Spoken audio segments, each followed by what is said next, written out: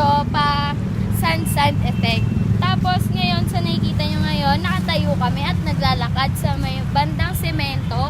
Tapos mataas siya. So, pumunta lang kami dito kasi parang maganda siya for view. Tapos sa likod nito is yung mga bato na kung saan pwede kang bumaba kaso merong guard. So, hindi tayo makakababa dyan. At ngayon po is nakikita nyo naman nasa likod na ang Manila Bay. At yung mga tubig, kulay ano siya, kulay green na may pagka-blue. Makikita mo na yung mga bato sa ilalim at wala na din siyang mga palutang-lutang na mga basura katulad dati. Ang meron na lang ngayon dito is yung mga seashells na natitira sa mga gilid-gilid ng bato. Tapos mapapansin din dito na yung mga bato dito, yung mga gilid-gilid niya is wala ng mga basura katulad ng dati na may mga nakasiksik na plastic. Ang makikita na lang talaga dito is yung mga seashells, o kaya yung mga bato na nanggagaling, yung mga nagka-crack, pero nagiging maayos naman yung itsura niya kasi nagbe-blend siya sa rock ng dagat. Just yun. So, nga na muna tayo, tara muna tayo dito. Tayo dito. Sabihan natin sila, hindi ko tulala kung sino to. Sino iba yan? So, ayun guys, ang init ng upuan. So guys, sad to say, sarado pala yung yung site na nalinis na. Kasi, marami daw kasi, simula nung naayos siya, marami daw nagsiswimming ng mga bata. Hindi naman siya sa bawal, kaso kasi, mga pasaway daw sila, yung kahit na umaalon na is, gusto pa din nilang susunod. Siyempre, sabi nila, sagot din daw nila yung mga magdidisgrasya. So, alam ko, meron kang mga alam about sa mga cleanup drive dyan. Pwede mo ba i-share sa akin, pati sa kanila na din? Ganito kasi yun guys. Kasi yung cleanup drive, isa to yung community-based campaign. Tapos, an environmental initiative nag-i-inspire to sa atin para maglinis din ng mga kalat dyan, ng mga para din makonserve yung community natin. So, ayun. Yun na yun. Ayun lang yun. Kasi, cleanup drive. Naglilinis lang. Okay.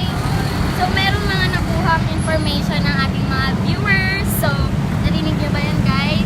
Information number 1 lang yun, mga viewers.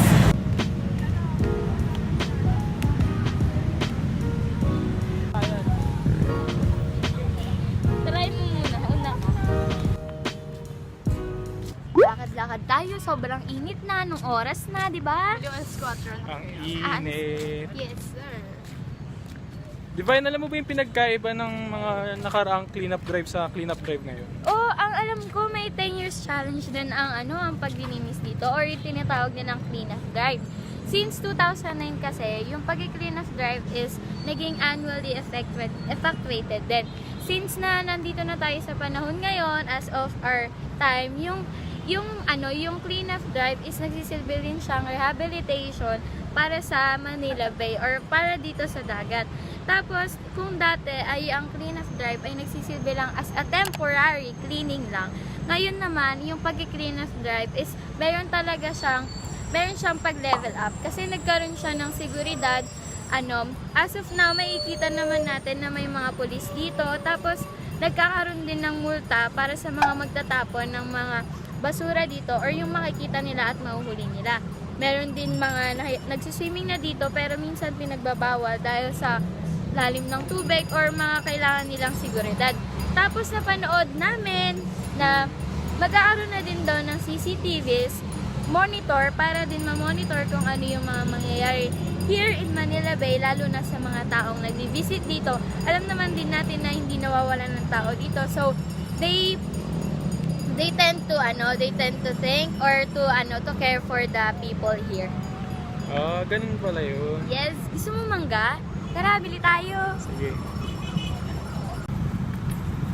Hindi ko na siya papalagay sa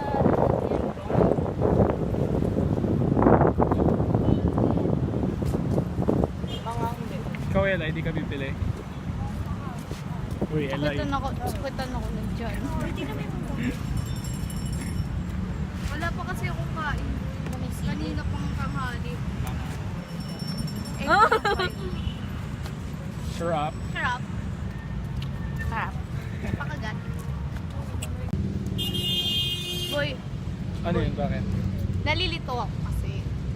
Kasi, ano yung mga ano dito, yung mga gagawin dito na rehabilitation?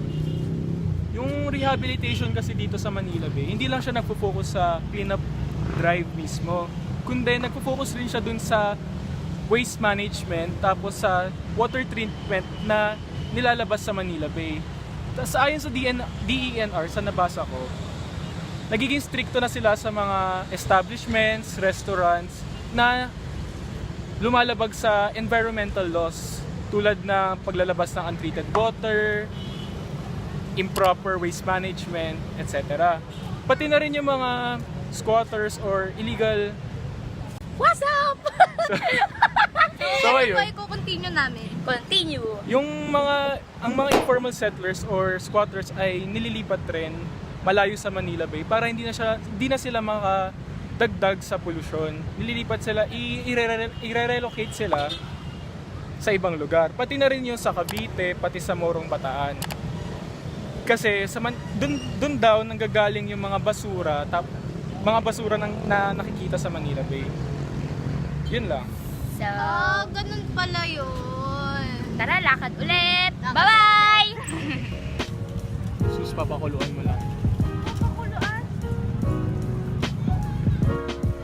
Ayun o, yun ang ganda o. Ayun na.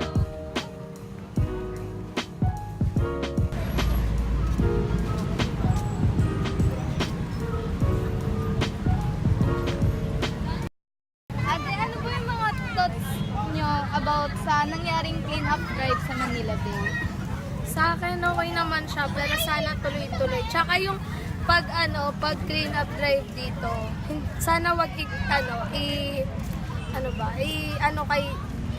Pangulong Duterte. Kasi parang hindi naman siya ba yung gumawa? Siya lang ba gumawa yan? Kasi tulong-tulong naman yung mga tao.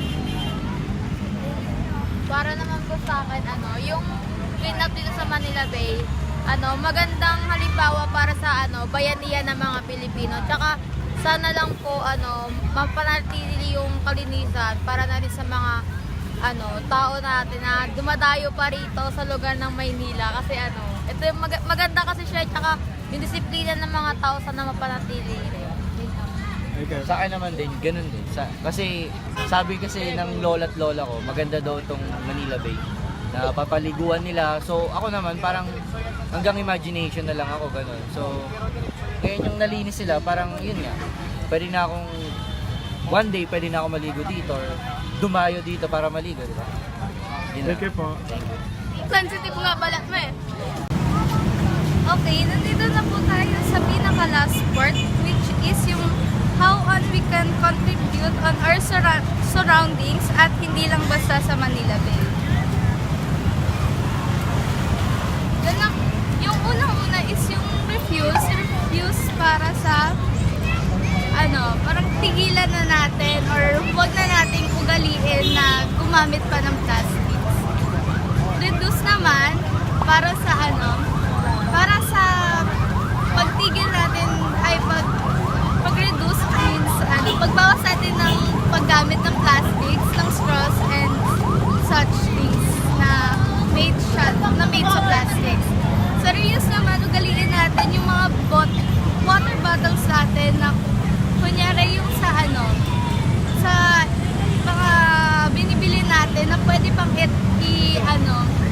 gamitin ulit yung mga water bottles ganun. Tapos sa recycle naman, example ulit is yung mga water bottles na kakayos mo lang, pwede mo pa siyang i-use ulit or gamitin ulit sa mga susunod pa.